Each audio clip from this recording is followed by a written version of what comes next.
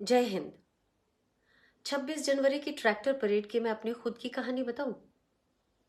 स्वतंत्र लोकतंत्र के किसी भी उत्सुक नागरिक की तरह मैं भी सुबह गाजीपुर बॉर्डर पहुंची थी और जो उत्साहपूर्ण माहौल था वैसा मेरी आंखों ने बचपन में समझ आने से लेकर और अब तक नहीं देखा था।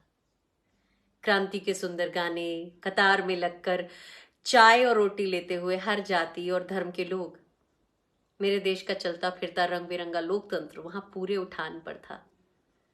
सब मुस्कुरा रहे थे, भीड़ में धक्का मुक्की तक नहीं थी। एक अनरिटन डिसिप्लिन था सबके अंदर, ना कोई राग, ना द्वेष और ना आक्रोश। बस सबकी आंखों में एक अलौकिक आनंद और उम्मीद थी। जिसने भी वो आलम देखा बस अभिभूत होकर देखता ही रह गया था। मन तब और भी भावुक हो उठा जब रैली शुरू होने के समय यानी 11 बजे के बाद से सड़क के दोनों तरफ के घरों से महिलाएं, पुरुष और बच्चे निकलकर ट्रैक्टर और ट्रॉली पर बैठे लोगों को सल्यूट कर रहे थे, ठीक वैसे ही जैसे राजपथ पर करते हैं। हमारा भारत उस समय वहीं खड़ा था, खुद पर शायद गर्व भी कर रहा था। कुछ उत्साही लोग दोनों तरफ पीने का पानी और फूल लेकर खड़े थे, पानी पिला रहे थे, फूल बरसा रहे थे। माहौल में गेंदे और गुलाबों की खुशबू थी और मैं भाई दिलदीप का तिरंगा लहराता ट्रैक्टर चलाते हुए पत्रकार फ्रेंड मयंक, जुलेखा और विशेष के साथ बात करती जा रही थी।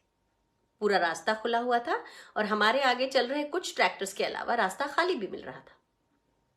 बस तभी मयंक ने अपने लाइव कवरेज में कहा कि हम दिल्ली की सीमा के अंदर आ चुके हैं और लगभग उसी समय दिलदीप को कोई फोन आया और उसने बात करने के बाद मुझसे कहा कि हम गलत रास्ते पर आ गए हैं।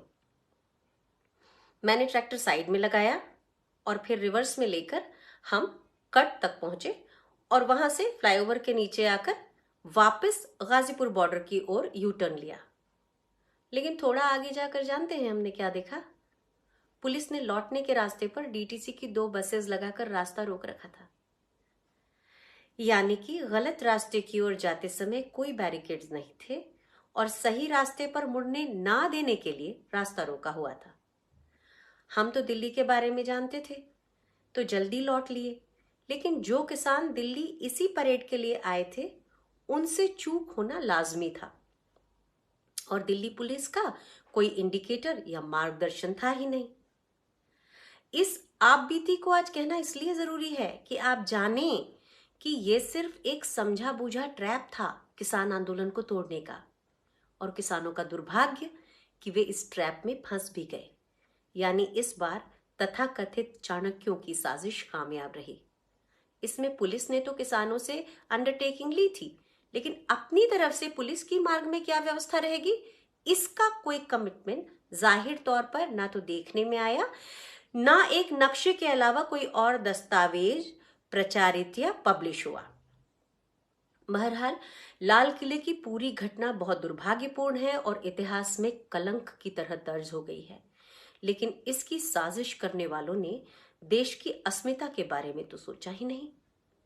उनका लक्ष्य ही किसान को देश की नजरों में नीचा दिखाना था और आंदोलन को एक बारगी जैसे कुचलना था। और कम से कम प्रथम दृष्टया वे इसमें कामयाब हुए भी दिखते हैं। यानी लोकतंत्र में एक बार फिर एक षड्यंत्र हुआ, बड़े पैमाने पर हुआ।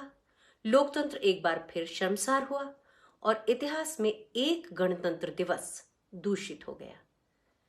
किसान के कंधे से बंदूक भी चल गई और किसान ही घायल भी हो गया। इस तरह की साजिशें आज लोकतंत्र में निहत्थे का शिकार करवा रही हैं और हम मानसिक रूप से शिकार हो रहे हैं, बीमार हो रहे हैं। हो सके तो इस पहलू पर भी विचार कर लें। मुझे यकीन है आप विचार भी कर सकेंगे और दिल में कहीं विश्वास भी होगा इस सच पर। बस सिर्फ 3 दिन अगर सुबह थोक में आने वाली बीजेपी की आईटी सेल की पोस्ट ना पढ़ें तो पूरा सच भी देख पाएंगे हम और आप। आखिर हम सब इसी मिट्टी के लोग हैं, इसी गंगा जमुनी तहजीब ने हमें पाला है। हम कर पाएंगे दूध का दूध और पानी का पानी।